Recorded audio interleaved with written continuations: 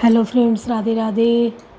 श्री रामचरितमानस पाठ के आज के प्रसंग में सीता स्वयंवर में सीता जी का वर्णन है कि धनुष भंग के लिए सारे राजा बैठे हैं। सीता जी को बुलाया गया है। वो सखियों के संग जयमाल हाथ में लिए रंगशाला में प्रवेश कर रही हैं। तो उनकी छवि इतनी सुंदर है कि कोई उपमा नहीं दी जा सकती है। इतनी सुंदर मनोहर छवि है सीता जी की। वो निगाहें नीची करे हुए रंग महल में आती हैं और उनको एक आसन दिया जाता है। वो वहाँ बैठ जाती हैं और सारे राजा ये देखकर बड़े अचंभित होते हैं कि अरे इतनी सुंदर सीता हैं, इनसे मेरा विवाह हो जाए, इनसे मेरा, और सब अपनी अपनी सोच लगाने लगते हैं। लेकिन सीता जी क्या करती हैं कि वो श्री राम को ही मन में बसाई हैं कि हमारा विवाह उन्हीं के साथ हो। तो सुनिए, आप लोग लाइक कमेंट करिए। बहुत सुंदर प्रसंग है। लाइक और कमेंट ज़रूर करिए, शेयर भी करिए, क्योंकि आपको पूरी रामायण मिलेगी अर्थ के साथ सुनने को। तो सुनिए, आपको जैसा लगे सुनने के बाद वैसा आप कमेंट में लिख सकते हैं। तो राधे राधे। कवन सुकाज कठिन जग माही, जो नहीं होई तातु तुम पाई। ये विधि उपजय लक्ष्य जब सुंदरता सुख मूल, तदपि सकोच समेत कवि कहाई सीय समतूल। कवन सुकाज कठिन जग माही, जो नहीं होई तातु तुम पाई। इस प्रकार का संयोग होने से जब सुंदरता और सुख की मूल लक्ष्मी उत्पन्न हो तो भी कवि लोग उसे बहुत संकोच के साथ सीता जी के समान कहेंगे। जिस सुंदरता के समुद्र को कामदेव मथेगा, वह सुंदरता भी प्राकृत लौकिक सुंदरता की होगी, क्योंकि कामदेव स्वयं भी त्रिगुणमयी प्रकृति का ही विकार है।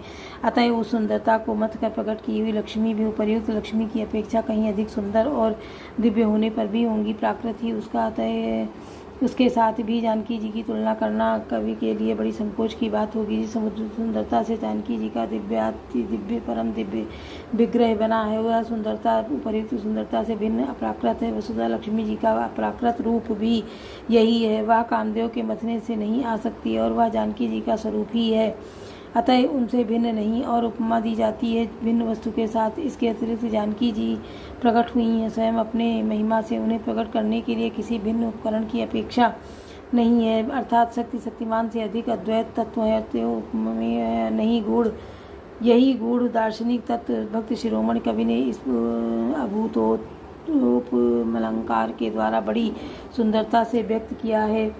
चली संग लय सखी सयानी, गावत गीत मनोहर वाणी। सो नवल तन सुंदर सारी, जगत जनन अतुलित छवि भारी। सयानी सखियाँ सीता जी को साथ लेकर मनोहर वाणी से गीत गाती हुई चली। सीता जी के नवल शरीर पर सुंदर साड़ी से शोभित है। जगत जननी की महान छवि अतुलनीय है।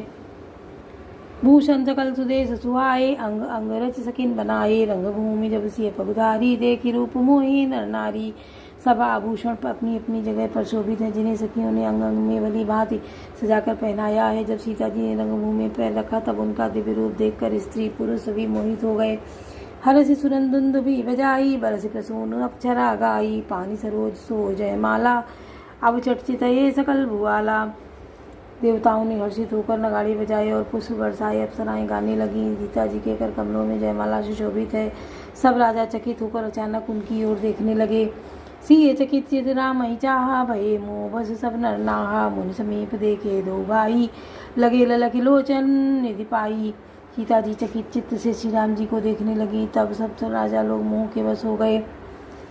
सीता जी ने मुनि के पास बैठे हुए दोनों भाइयों को देखा तो उनके नेत्र अपना खजाना पाकर ललचा कर वहीं श्री राम जी से जा लगे, स्थिर हो गए। कवन सुकाज कठिन जग माही, जो नहीं होई तात तुम पाई। गुरुजन लाज समाज बड़ देख सिय सकुचानी, लाग विलोकन सकिन तन रघुबीर उर्वानी। कवन सुकाज कठिन जग माही, जो नहीं होई तात तुम पाई।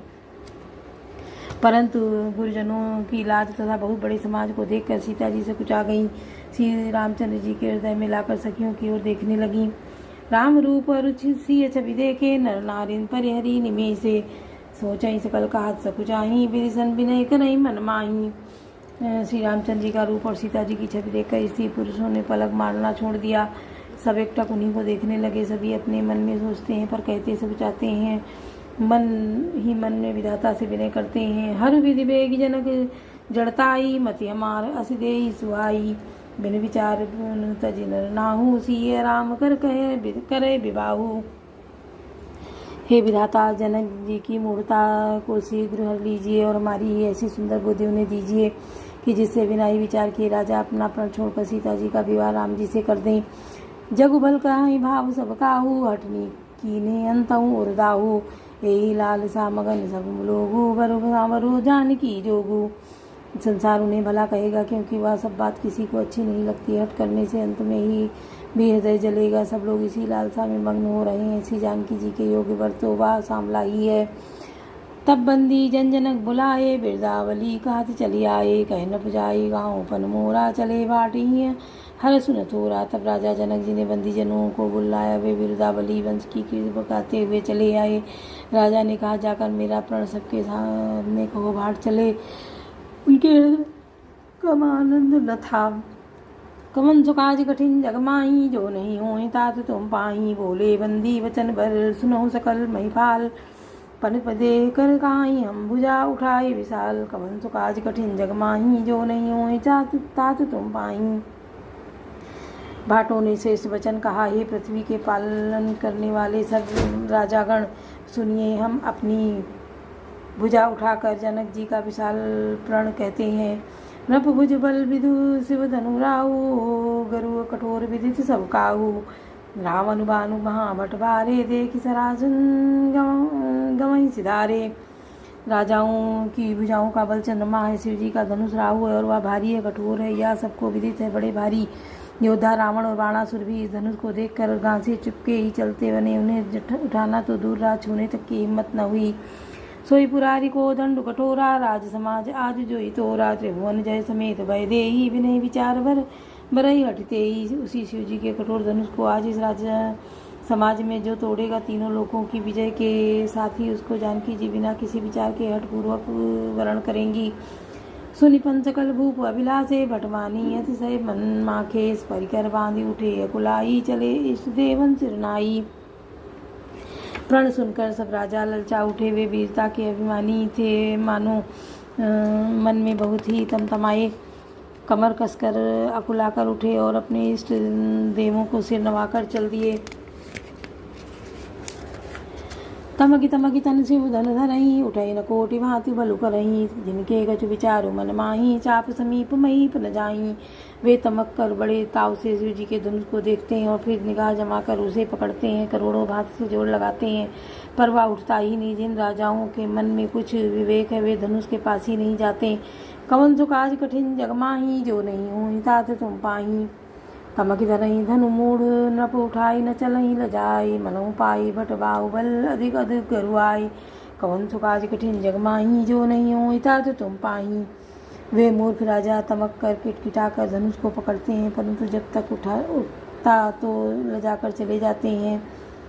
परंतु जब नहीं उठता तो लजाकर चले जाते हैं। मानो वीरों की भुजाओं का बल पाकर वह धनुष अधिक अधिक भारी होता जाता है। बोलो सियावर रामचंद्र की जय, पवन सुत हनुमान की जय, लाडले लखन लाल की जय, बजरंग बली की जय।